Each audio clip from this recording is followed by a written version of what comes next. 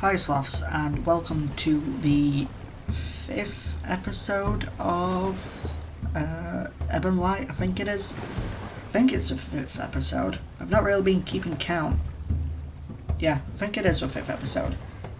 Anyway, in the last episode we got to meet Haron and Ernol. In this episode we're just gonna continue, because I don't want to spoil anything.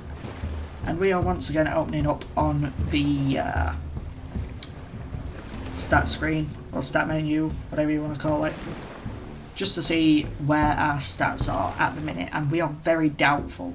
We are extremely doubtful and untrusting towards other people, and I think we kind of need to get that down just a little bit. Just a little bit. We kind of need to be a little bit more trusting, and kind of not feel like we're going to be like murdered all the time. And as you can see, we've gone from Amity to Discord again, and that is because we are now panicking because we realised, or we believe, that the Cuthintal was actually all along poison, and we have no idea what the bloody hell is going on. So let's just jump straight into the rest of this episode. There are a few things I want to address, by the way, during this episode, and that is, I talked to the lovely people down at the Underbliss Discord, not sponsored by the way, just in case. And I asked them what the Lay Saga and the Vadin proper pronunciation was, and they say that they do not know there's 100% correct way to say it. There's no official pronunciation for these names, but they said that they usually or see people say Laciaga or Laciaga or Laciaga for Lasaga or Laceaga, whatever you want to call him. But I think I'm going to continue calling him Laceaga, or I might just call him Lacey, because why the hell not. And as for Vadin, they did say that they personally pronounce his name Vadane, but there are people who most commonly prefer to pronounce his name Vaden. And they also said that they do sometimes see people pronounce his name Vadine, which is the one that I'm going to stick with, Vadine. But that's all I kind of wanted to get off my chest about this. Just thought I'd ask in between episodes, you know, that kind of stuff. Anyway, let's get back into the episode.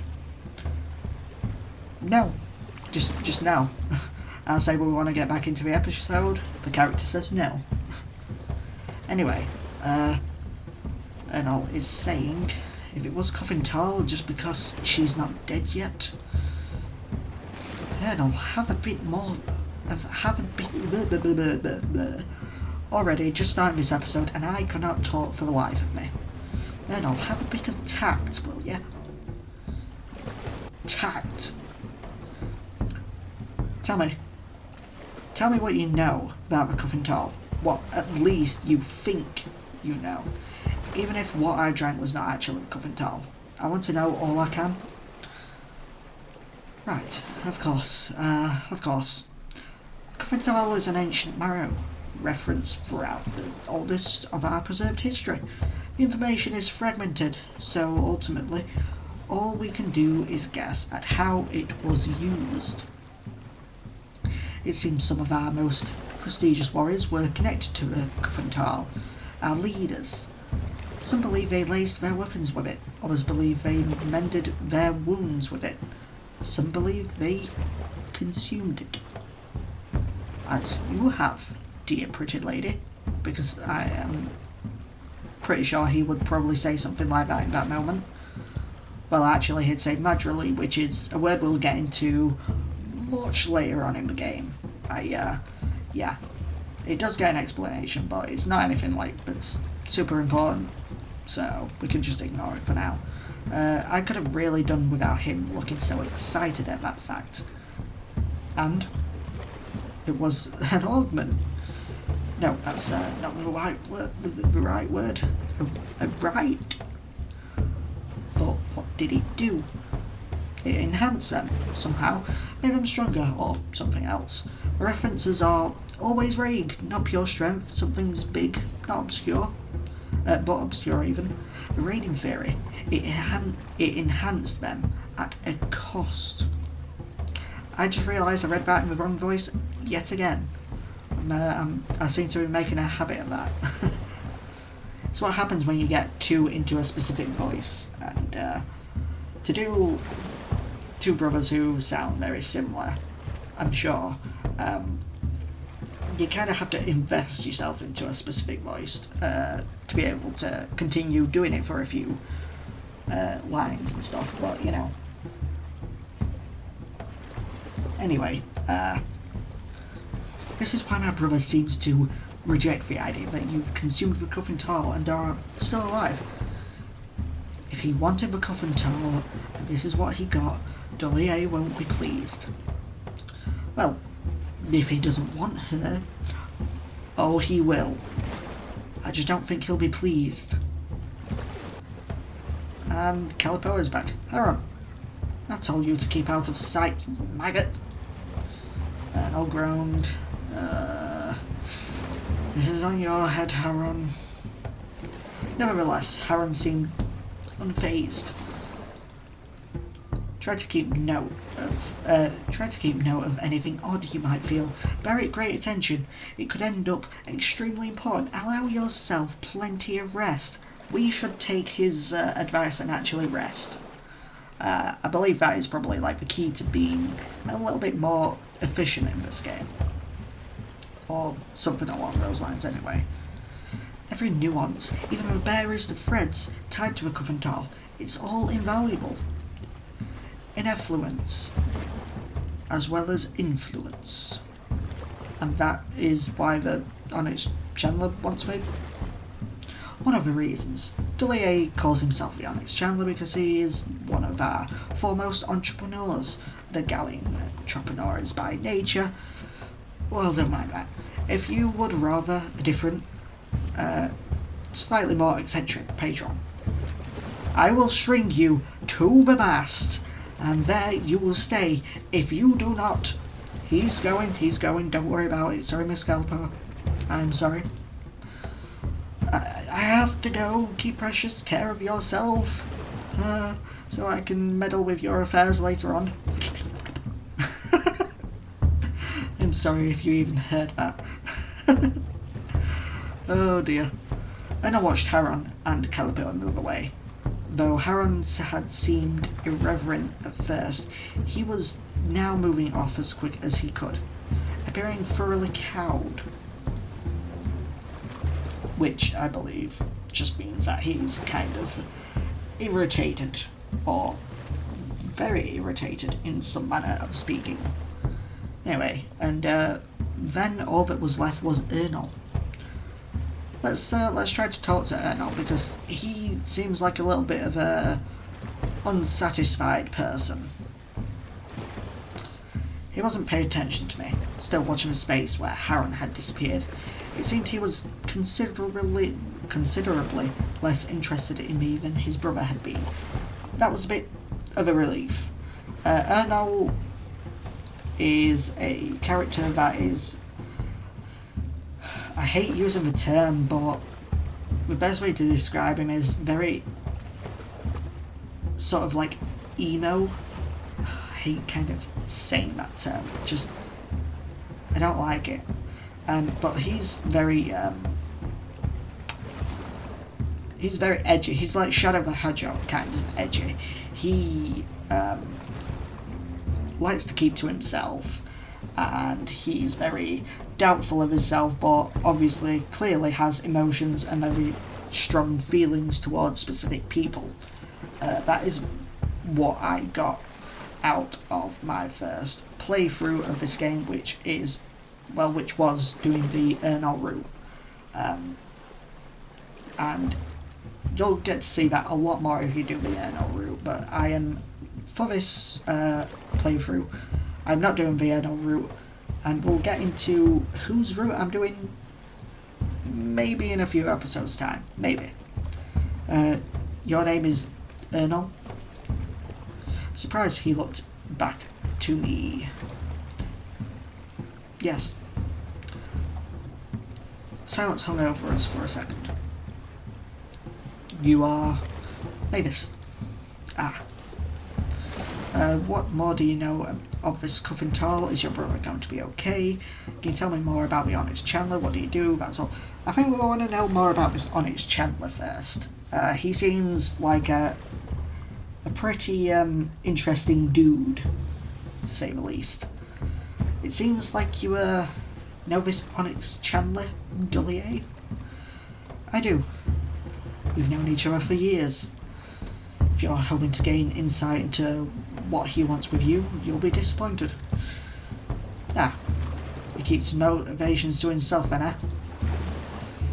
Not always, but my loyalty is certainly not with you. That's a bit mean. Let's see, so he's your friend. So, I suppose you and Gh'alia are close? Close is an odd word. Then whatever you want to call it. It's comforting, makes him seem less like an imposing shadow, more like a person. Him being a person shouldn't be any comfort.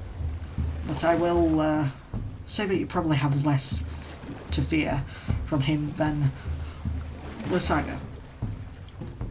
No doubt made it seem. I don't know what I just said there. I just so everything keeps going like over the top of my head as soon as I say it. Let's see here. Don't take my word for it though. Gh'alia's not always predictable. I don't want to be begrudged for as you find yourself strapped to a table with your stomach split open. That sounds lovely. I want more of that. Let's see here. Let's inquire about his brother because Haron seems fun and interesting and genuinely interested in, well, not me, but the Cuthintal. And we want to know what the Cuthintal is because we just consumed it. So, that's the only way to find out answers. Go straight to the source of the people who know. He's in trouble, isn't he? Yes. He's not supposed to be aboard. Caliper is notoriously quick to bend the rules as far as galleon commanders go. But the fool who take advantage, too much advantage, are bloodied and broken. Just like my brother. Is that what's going to happen to Haron? No. Not the way he probably deserves, but she is our cousin and family counts for something, even here. Cousins, huh? Yes, Ernol Millerose, Caliper Millerose, Vadim Millerose, all tied by my grandfather, or our grandfather even. Why is it on the ship? I am glad he'll be okay, because he seems like a kind of nice person. Well, for what it's worth, I'm glad he'll be okay. Are you? Yes. I don't have to be fond of him to be glad he'll not be made bloody and broken. I suppose. What more do you know of? Yeah, let's ask about the Cuthintal. Can you tell me more about the Cuthintal, Ernol? My brother knows more about it than I do. It's a fascination of his. But if you're asking for my personal opinion, it's far less optimistic than Haron's. I don't think the Cuthintal was a secret treasure or a secret power. I think it was a punishment. So that's why you think it'll kill me? I think if that was Cuthintal and you did consume it, you would be lucky if all it did was kill you. I don't know what to say about that. I'm sorry. Perhaps I could do with some tact. That's basically because he's very clueless in how other people feel, and also how he truly feels about certain things. So yeah.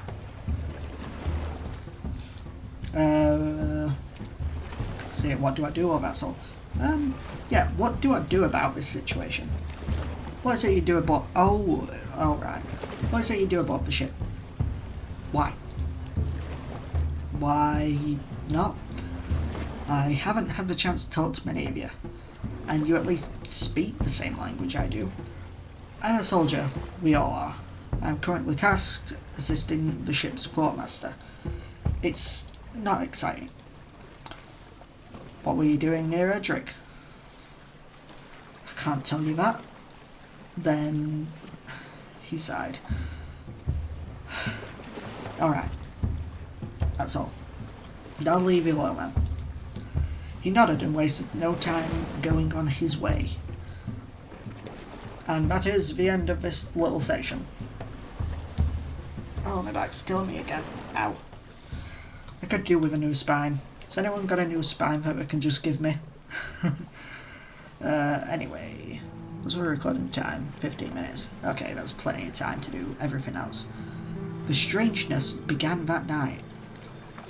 I'd settled in my hammock and began to drift off to sleep when cold hands seized hold of my lungs. They squeezed sudden and tight. My eyes flew open, but all I saw was the dark. All the light was gone. I wanted to cry out, but I didn't seem to be able. I lost my voice. No, I lost my throat. Panic was there, bubbling under my ribs, but on the surface I was calm. My eyes were open, searching the blackness, eagerly waiting for the page to turn. But after that, I don't remember. I fell asleep, I think. And then we were arriving. We were home, but not my home. We had arrived in Gh'alia, or Gh'alia, however you want to say it. Around me the elves spoke excitedly. They were happy their journey was at an end. A long time must have passed, but I had no memory of it. My body was heavy, and I wondered if I'd ever actually left the hammock. I felt concerned, but a worry was still dull in the back of my mind. Questions formed slowly. How did I know it was morning? How did I know we had arrived at our destination? Had I been asleep, or had I just forgotten? I gingerly stretched my legs and arms slowly, opened my eyes to the warm glow of lanterns. The weight I felt began to drain away. Despite my long, curious rest, I seemed to be waking quickly. And I think it's time to have a look at the compendium. I don't know if I've already looked into this, but it's time to read the Cuthintal. If I've read it before, then I'm just going to read it again anyway.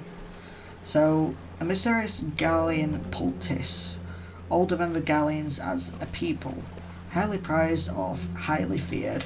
Whether the poultice was medicinal, poisonous, or enhancing is highly debated. In recent years, in light of definitive proof, whether or not the Cuthintal factually existed at all is a matter of opinion. Nevertheless, the Cuthintal remains one of the most popular tales of Gh'alian ancestors, in part because it is one of the few. And we're also going to look at Gh'alia, since we are basically there right now.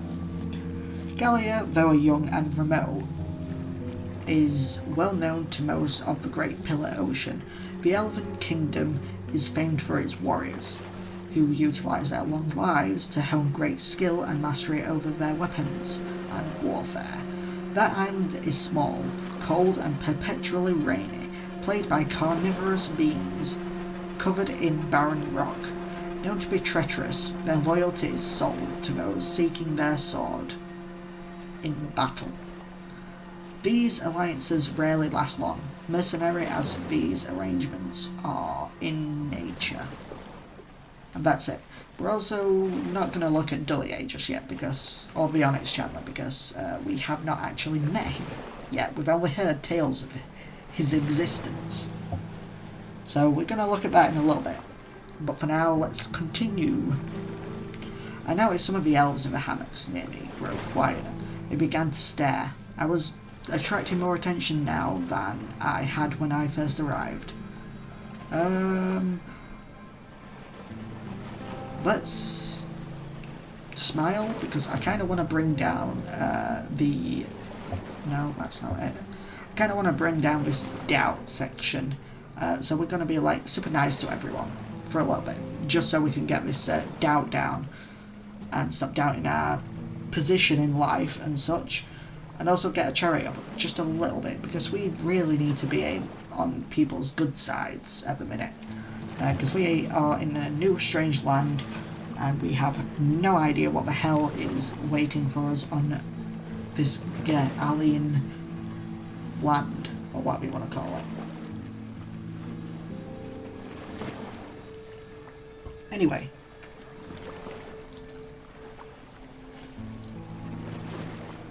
they mostly recoiled, averting their gazes, the ones that continued to stare knit their brows, in all things between disgust and concern. So that was not really the smart move, because we smiled at them and they had no idea what that was all about. They were just sort of like, ew, is that thing smiling at us? Should we be concerned about that? I mean, it's sort of quite freaky. That's how they would probably be thinking, or something along those lines anyway. I began walking toward the stairs leading onto the deck, moving carefully and slowly. I felt awake and light, and despite all the strangeness and the buried concern, I felt happy to be awake. But on the first step, my body filled with weight again. My legs were especially heavy, bearing down where I stood like heavy rocks.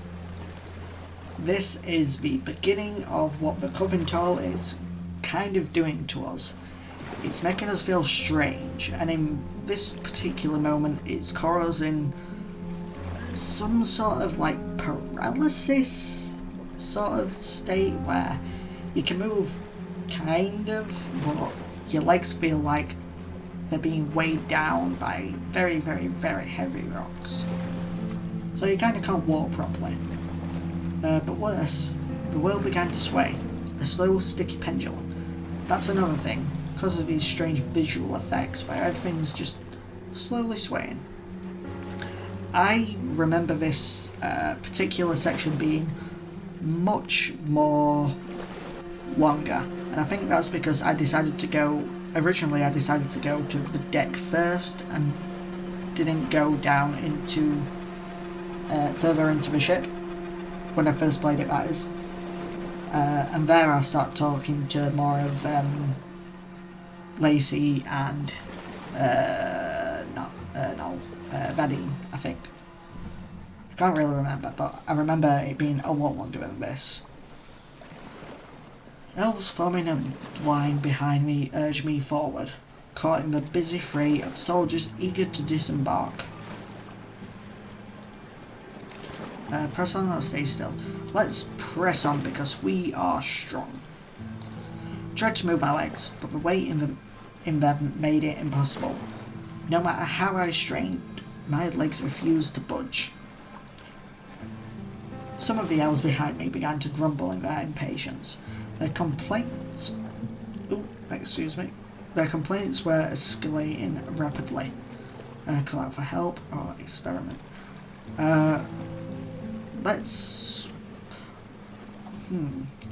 If we experiment, I'm just trying to think right here. If we do the whole experiment thing, would that increase our daring mind and our desire? I just realised that inertia changed the desire, so we have less inertia and more of a specific desire. It's like having higher standards, basically. We really want to get rid of that doubt. So I don't know if experimenting would be like doubting the fact that that even exists, or is it recognising the fact that this problem actually exists? If we call out for help, would it be the same thing, or would it be different? I'm not entirely sure. I think we're going to go for call out for help, because I don't think I've seen this one. I can't move. Help! I can't move. Please ignore that. My cry caused some of the grumbling elves to immediately quiet. A surprising number of them seemed to understand what I had said, not just because they understood my language, but because they understood my situation. I heard one of them mention Lacey's name. The notion I might protest passed over me briefly. I could pick a number of other elves, no doubt more desirable for a rescue.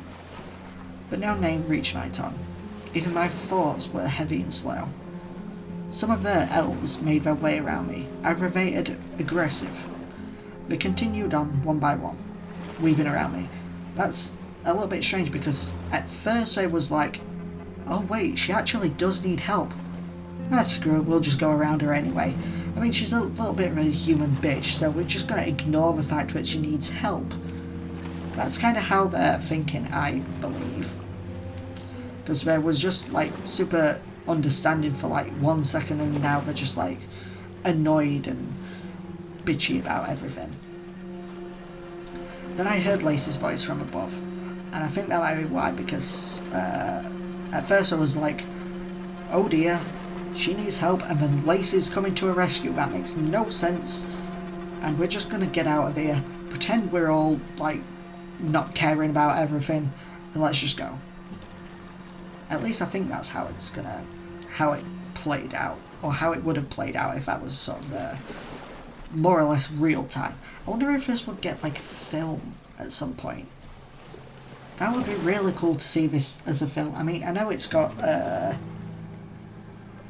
multiple endings and so many other ways that this could potentially go, but if I was able to create this into like a really visually stunning sort of film, and somehow make it so it sort of plays on all of the routes just a tad, but then ends with whatever the creator personally feels like is their favourite route.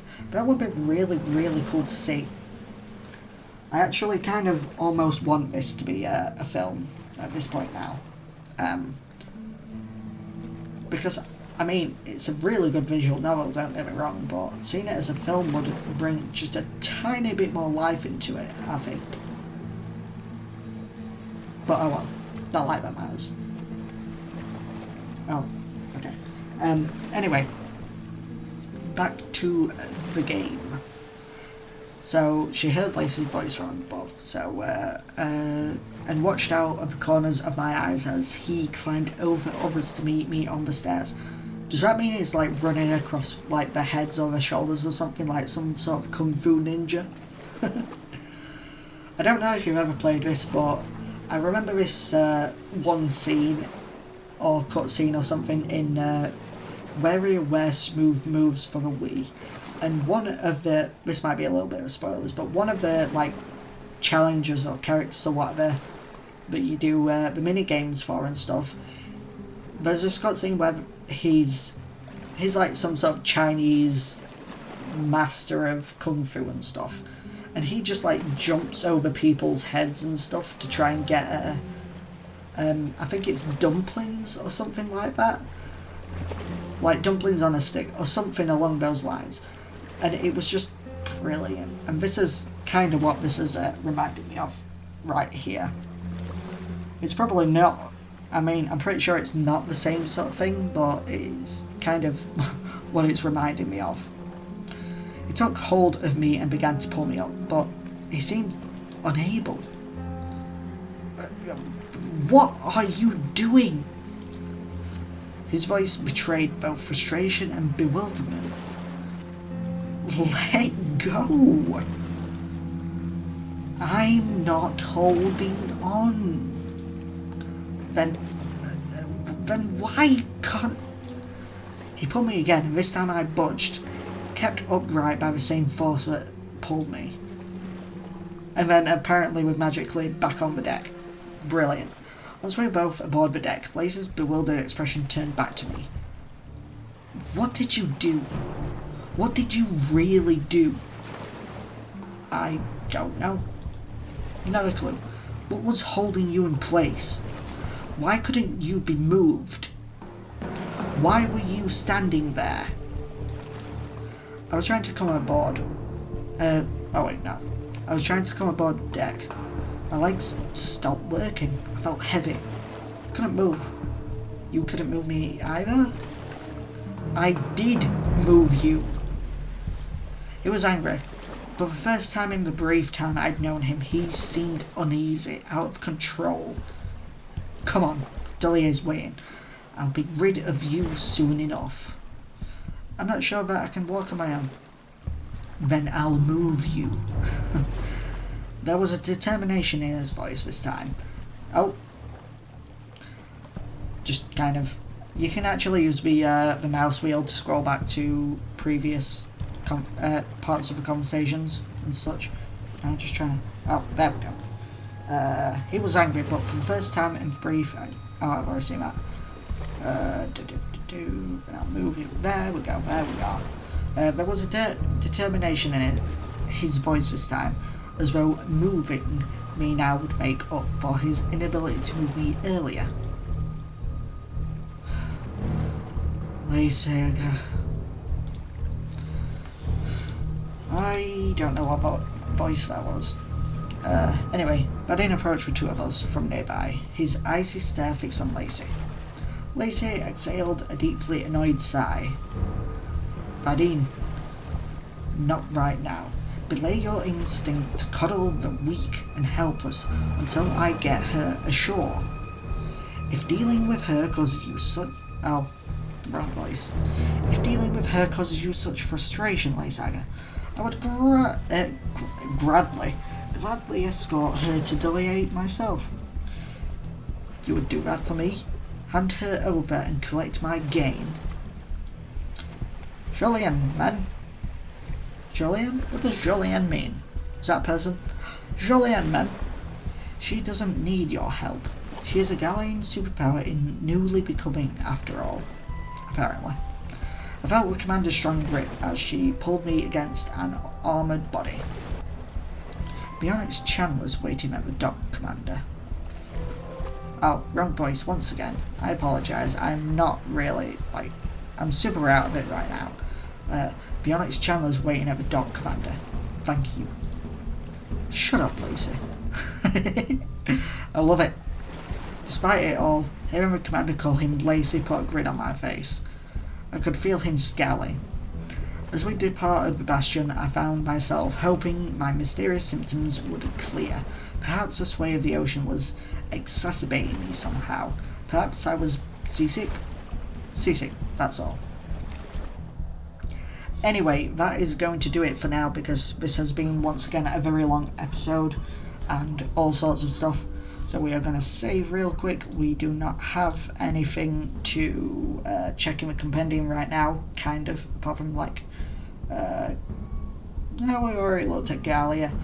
We haven't met Bionix Chandler yet, and we will be meeting him, this Gh'alia guy, in the next episode, which is not until next week from now, because I'm recording this on Monday in December, at the end of December. Anyway, yeah, I'm just going to end this episode. I really hope you enjoyed this episode, even though I've had lots of out of it sort of moments, I guess you could say.